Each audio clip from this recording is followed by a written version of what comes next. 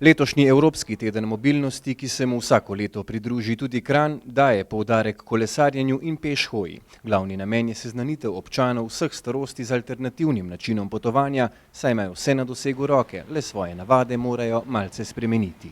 Letošnje geslo Evropskega tedna mobilnosti je večja trajnostna mobilnost za gospodarsko uspešnost, kar pomeni, da se promovira, da za recimo pot na delo, potem v trgovino namesto svojega avtomobila uporabimo javna sredstva oziroma gremo peš ali s kolesom, in na tem je letos poudarek. Kajti dokazano je, da mesta, ki veliko dajo na to, se pravi na peš in kolesarsko infrastrukturo, tam se vrednost nepremičnin se dvigne, podjetja so bolj uspešna, tako da to ima en smisel in naš namen je ravno to. Marsikdo si želi kar z avtom zapeljati v dnevno sobo, no trend se vendarle rahlo obrača v želeno smer.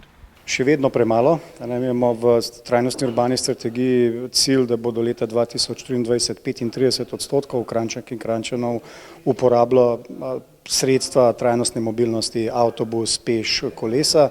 Še vedno premalo, predvsem je pri kolesarjenju še vedno manjka veliko kolesarske infrastrukture, ki je predpogoj za varnost v prometu. A tudi tukaj se stvari izboljšujejo. Kolesarska infrastruktura se bo v gorenjski prestolnici v prihodnje širila.